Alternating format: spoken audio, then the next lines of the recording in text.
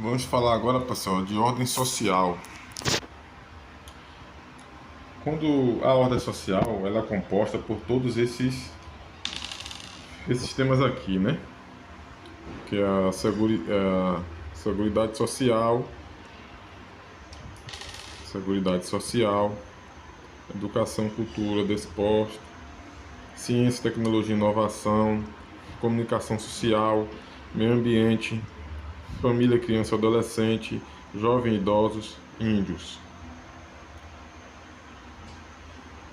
Vamos começar com a seguridade social. Quando eu falo de ordem social, eu estou falando do título 8 da Constituição, né, Federal, que dá o nome de ordem social. Ela se inicia no artigo 193 e vai até o 232 da Constituição Federal. Né? Vamos estudar dentro desse título o capítulo 2, né, que é da Seguridade Social. Né? Que é do artigo 124 a 202 da Constituição. Vamos falar da saúde, né, que é do artigo 192 ao 200. Vamos falar da Previdência Social, do artigo 201 a 202, da Assistência Social, que é do artigo 203, 204 e 204 da Constituição Federal. Ordem social. Essa ordem social, né? A ordem social, ela tem como base o primado do trabalho. E o objetivo da ordem social é o bem-estar e a justiça social, né? Porque quando eu falo em ordem social, né, com certeza vem em sua mente os direitos sociais, aqueles de segunda geração. Só que ordem social vai muito além do artigo 6 da Constituição Federal. Então, né, vai muito mais além daqueles direitos sociais do artigo 6 que você, né, que está no artigo 6 da Constituição. A gente vai aqui englobar uma renca de direitos espalhados por dentro da nossa Carta Magna. Lembrar, né, a base da ordem social é o primado do trabalho. E o objetivo é o quê? O objetivo é o bem-estar e justiça social. Para isso, vamos agir em conjunto o Estado e a sociedade. Né? O Estado com as ações, né, do poder público com políticas sociais, e a sociedade na formulação e monitoramento das políticas. Né? Então, tome cuidado, porque as bancas gostam de dizer que quem é responsável pela seguridade social que é o Estado, e não é exclusivamente o Estado. Né? Não é exclusivamente o Estado, é o Estado e a sociedade. Como é que eles integram, professor? O Estado com as ações públicas, né? Políticas públicas, políticas sociais, a sociedade monitorando essas políticas, né? Solicitando, formulando essa política. O artigo 194, né, diz o que? A Seguridade Social compreende um conjunto integrado de ações de iniciativa dos poderes públicos e da sociedade, destinadas a assegurar os direitos relativos à saúde, à previdência e à assistência social. Né? Então,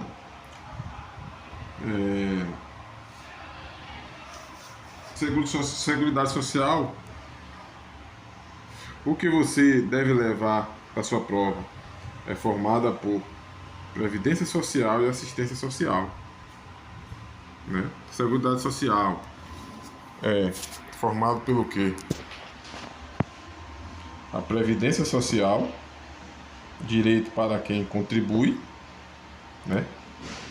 Assistência Social, direito dos necessitados. E saúde, que é direito de todos, né? É direito de todos. A Previdência Social é um direito, né?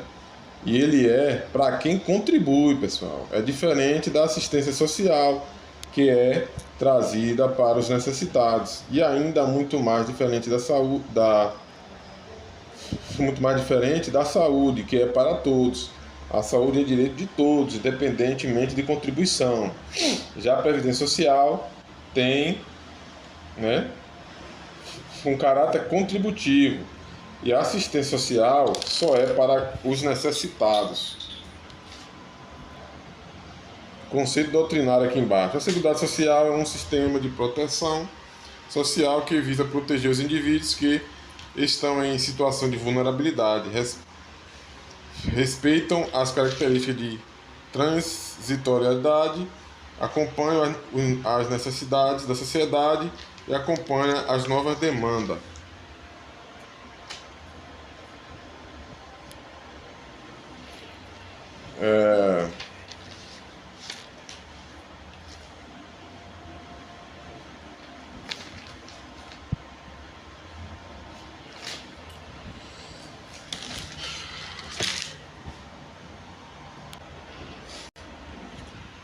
O artigo 194, pessoal, traz os princípios constitucionais de seguridade, né? O artigo 194, parágrafo único, traz os princípios da Seguridade Social. Os princípios constitucionais da Seguridade Social, né? Quando aparece alguma questão falando de princípios, sempre aparece esses 4 incisos aqui, pessoal, né? O que eu acho mais importante. O terceiro aqui, que diz: a seletividade e distributividade na prestação dos benefícios e serviços.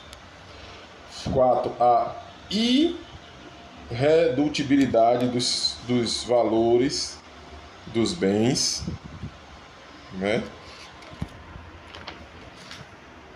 A diversidade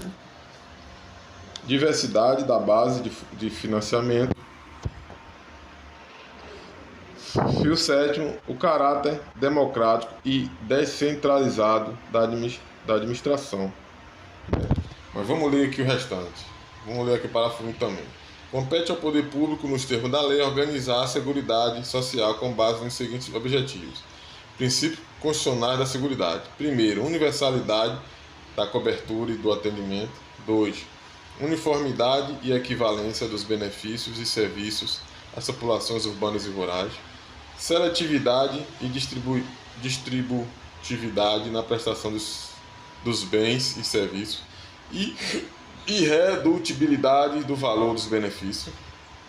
Equidade na forma de participação no custeio.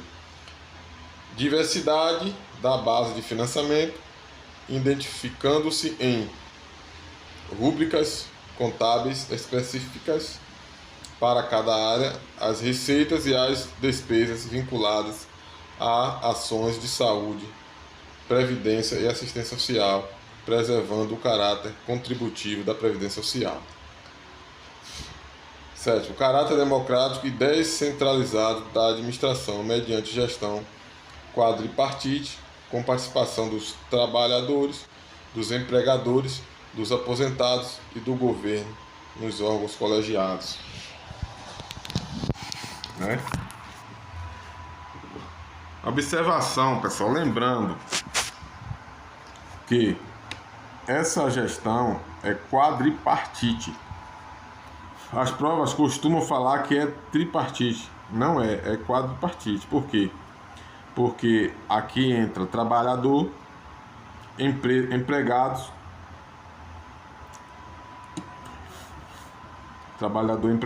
aposentados e governo, né? Dos trabalhadores, dos empregados, dos aposentados e do governo e dos colegiados.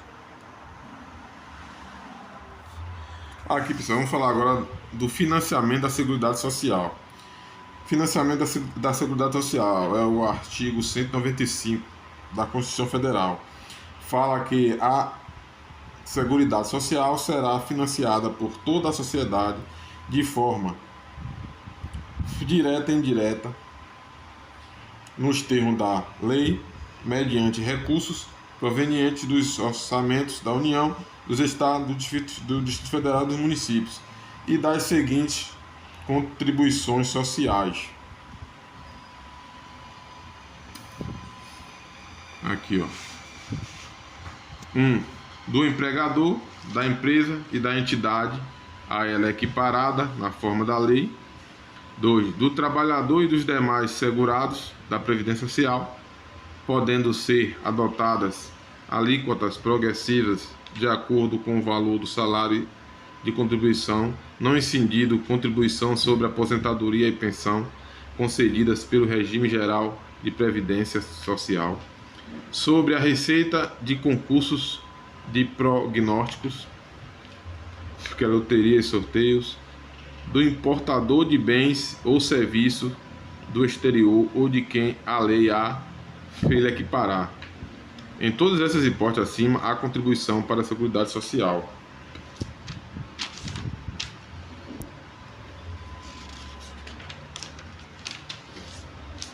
Pessoal, a Seguridade Social será financiada por toda a sociedade, de forma direta ou indireta, mediante recursos de todos os entes de contribuições sociais, né? Dos trabalhadores, dos empregadores, do concurso de prognóstico, importações, não incide sobre pensão e aposentadoria do GPS, né, pessoal? Guarde no coração detalhes importantes, pessoal, sobre isso, né? PJ, né? PJ em débito com a Seguridade Social, né? Pessoa jurídica, não pode contratar com o poder público e nem receber incentivos. Para que isso aí? Para incentivar as empresas a contribuir. Nenhum benefício pode ser criado ou majorado sem a fonte de custeio e respeitando o princípio da noventena ou nonagesimal. São isentas de contribuição as entidades beneficentes de assistência social. O regime de economia familiar pode ter alíquotas diferenciadas. A pessoa jurídica em débito com o sistema de seguridade social, como estabelece a lei, não poderá contratar com o poder público nem dele receber benefícios ou incentivos fiscais. Outras fontes para garantir a seguridade poderão ser instituídas desde que lei complementar, né, a União. Né? Para que isso, pessoal? É uma forma de incentivo para que as empresas, né, o 4 fala aqui, né, que a pessoa jurídica em débito com o sistema da Seguridade Social, como o estabelecimento em lei, não poderá contratar com o poder público. Para que isso? Incentivo para que as empresas, né, que as pessoas jurídicas não fiquem em débito com a Seguridade Social, até porque a gente precisa colaborar com a Seguridade Social para que possamos usufruir dessa Seguridade Social, pessoal, né?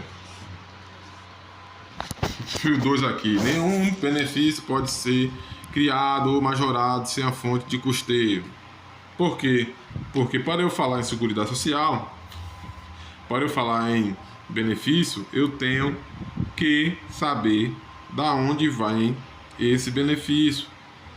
Então a lei é clara em dizer que nenhum benefício pode ser criado, ainda que para beneficiar, se eu não tiver uma fonte de custeio. né? E o 3 aqui, né? Que eu já li, né, pessoal? 3, 4 e 5, só leitura mesmo.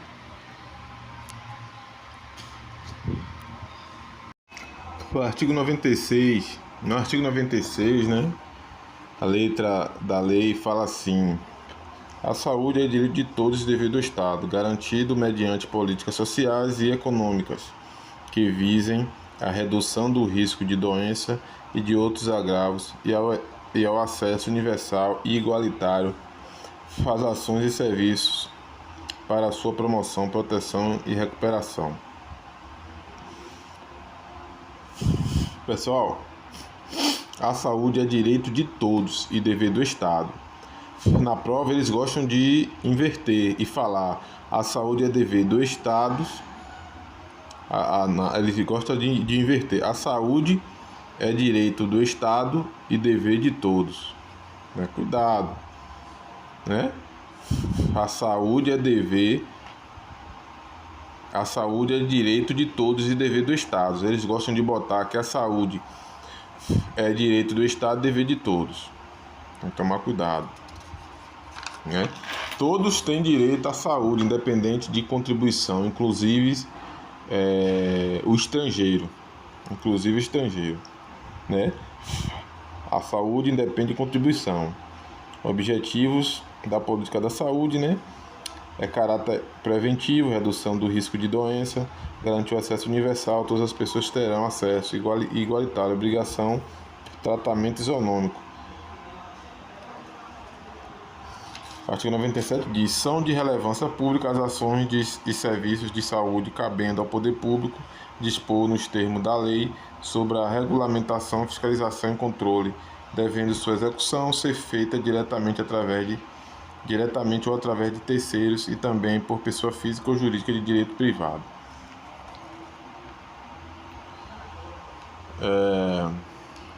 O artigo 99 diz o que? A assistência à saúde é livre à iniciativa privada, né?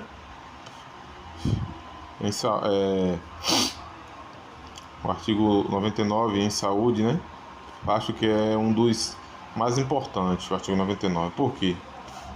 Porque ele começa falando da frase que eu acho que as bancas gostam, né?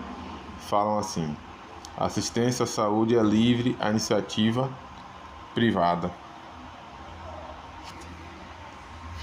Só nessa frase eu posso ter tantas pegadinhas, né? Porque quando a gente pensa em saúde, a gente pensa em políticas públicas, a gente pensa em Estado. Só porque a saúde aqui é livre, a iniciativa é privada, né? Inclusive. Então você não pode pensar em saúde simplesmente pensando no sistema do SUS, né? Que eles podem botar a assistência à saúde é livre à iniciativa pública, mas não é, a iniciativa privada também, né? Aqui o artigo, parágrafo 1º, as instituições privadas poderão participar de forma complementar do Sistema Único de Saúde, segundo diretrizes deste, mediante contrato de direito público ou convênio, tendo preferência às entidades filantrópicas e às sem fins lucrativos, né? Lembrando que tem preferência e não exclusividades, as entidades filantrópicas e as sem fim lucrativo. Tem preferência e não exclusividade. 2. É vedada a distinção de recursos públicos para auxílios ou subvenções às instituições privadas com fins lucrativos. 3. É vedada a participação direta ou indireta de empresas ou capitais estrangeiros na assistência à saúde do país, salvo nos casos previstos em lei. Lembrando que aqui tem um salvo. Temos que grifar, pois aqui mora o maior perigo, né? Que eles podem botar aqui: é vedada a participação direta ou indireta de empresas ou capitais estrangeiros na iniciativa à saúde pública, inclusive nos casos previstos em lei, não é salvo. 4. A lei disporá sobre as condições e os requisitos que facilitem a remoção de órgãos, tecidos e substâncias humanas para fins de transplante, pesquisas e tratamento, bem como a coleta, processamento e transfusão de sangue e seus derivados, sendo vedado todo tipo de comercialização.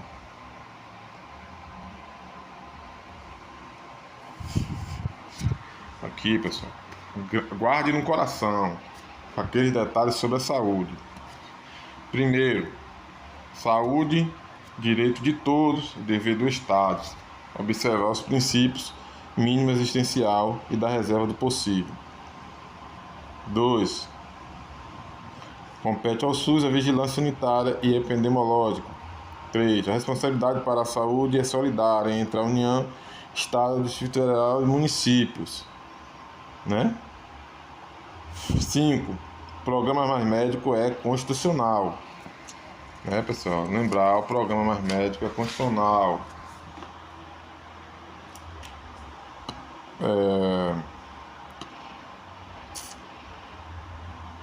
6. É constitucional regra que veda no âmbito do Sistema Único de Saúde a internação em acomodações superiores, bem como atendimento diferenciado por médico do próprio Sistema Único de Saúde, SUS, ou por convênio mediante pagamento da diferença dos valores correspondentes.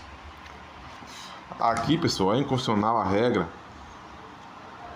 que veda, ou seja, não posso no sistema do SUS atender pessoas de forma diferenciada. Exemplo, porque é um médico ou porque é conveniado, cobrando valor diferente, Sabe aquele negocinho? Você me paga esse valor aqui e eu vou te colocar em um lugar melhor, Isso não existe, é inconstitucional. 7. É inconstitucional o uso de amianto crisotila no Brasil. Por consequência, as leis estaduais que proíbem o uso de todas as espécies de amianto são constitucionais, Ou seja, por consequência, de ser inconstitucional, as leis estaduais podem proibir, o uso de todas as espécies de amianto, pois são constitucionais essa lei.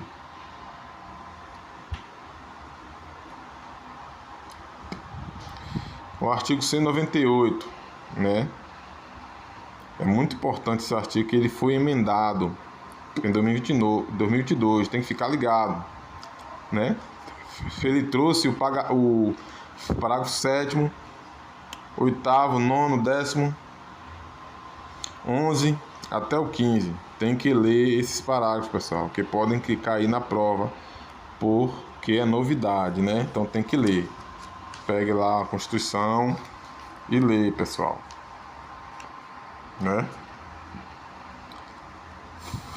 Vamos falar agora de Previdência. Vamos falar agora, pessoal, de Previdência Social. Previdência Social, ela está contida na Seguridade Social, A coisa mais importante da Previdência Social, que é justamente o caráter contributivo e a filiação obrigatória, será organizada sobre o RGPS, o Regime Geral de Previdência Social, e que é de caráter contributivo e de filiação obrigatória, E os propósitos de atender na forma da lei, A Previdência Social é um direito social que protege pessoas em situações de risco pessoal ou vulnerabilidade. Esta será organizada sob a forma de regime geral de previdência social de caráter contributivo e de filiação obrigatória, observados critérios que preservem o equilíbrio financeiro e atuarial. Artigo 201. Seus propósitos são atender na forma da lei. Primeiro, Cobertura dos eventos de incapacidade temporária ou permanente para o trabalho e idade avançada, né? Aposentadoria. 2. Proteção à maternidade, especialmente à gestante, né? Auxílio gestante. 3. Proteção ao trabalhador em situação de desemprego involuntário, seguro-desemprego. 4. Salário família e auxílio reclusão para os dependentes dos segurados de baixa renda. 5. Pensão por morte do assegurado, homem ou mulher, ou cônjuge ou companheiro e dependentes, né? O artigo 201, parágrafo 7, diz o seguinte: é assegurada a aposentadoria no regime geral de previdência social nos termos da lei, obedecidas as seguintes condições. Aqui, ó. 65 anos de idade se homem e 62 anos de idade se mulher. Observado o tempo mínimo de contribuição, idade mínima e tempo de contribuição. Exemplo, né? Homens,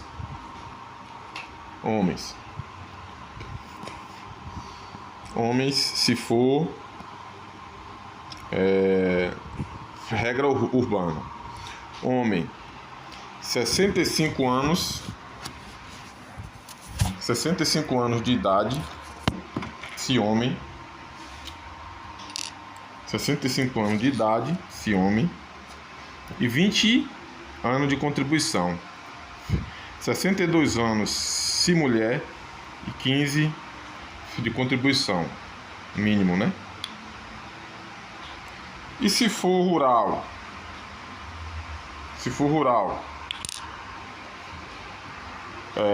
60 anos para homens, mais 15 anos de contribuição, 55 anos se mulheres e 15 anos de contribuição, né? No rural, 60 anos se homem, 55 se mulher, e para ambos 15 de contribuição, né? Vamos ler aqui. É assegurada a aposentadoria no regime geral de previdência social nos termos da lei. Obedecer as seguintes condições: 65 anos de idade se homem, 62 anos de idade se mulher. Observado o tempo mínimo de contribuição. Regra, idade mínima e tempo. Homem 20 anos e 15 anos de contribuição mínima. 62 anos se mulheres e 15 mínimo, né? E homem é 20. Já quando for para rural, né? 60 anos para homem e 55 para mulheres, e para ambos 15 anos de contribuição. Parágrafo 8º aqui, que é importante. O requisito de idade a que se refere o inciso 1º do parágrafo 7º será reduzido em 5 anos para o professor que comprove tempo de efetivo exercício das funções de magistério na educação infantil e no ensino fundamental e médio fixado em lei complementar. Atenção aí, professores. Parágrafo 8º. O requisito de idade a que se refere o inciso 1 do parágrafo 7 será reduzido em 5 anos para o professor que comprove tempo de efetivo exercício das funções de magistério na educação infantil e no ensino fundamental e médio fixado em lei complementar. Vamos falar agora da assistência social. Vamos ler, né? Da assistência social, artigo 303. Objetivo, né? Se destinam ao desvalidos, impedidos, à profunda miséria. A assistência social, né, se destina aqui à proteção à família, à maternidade, à infância, à adolescência, à velhice, a amparo às crianças e adolescentes carentes, A promoção da integridade ao mercado de trabalho. 4. Habilitação e reabilitação das pessoas portadoras de deficiência e a promoção de sua integração à vida comunitária. 5. A garantia de um salário mínimo de benefício mensal à pessoa portadora de deficiência e ao idoso que comprovem não possuir meio de prover a própria manutenção ou de tê-la provida por sua família, conforme dispuser a lei BPC. 6. A redução da vulnerabilidade socioeconômica de famílias em situação de pobreza ou de extrema pobreza.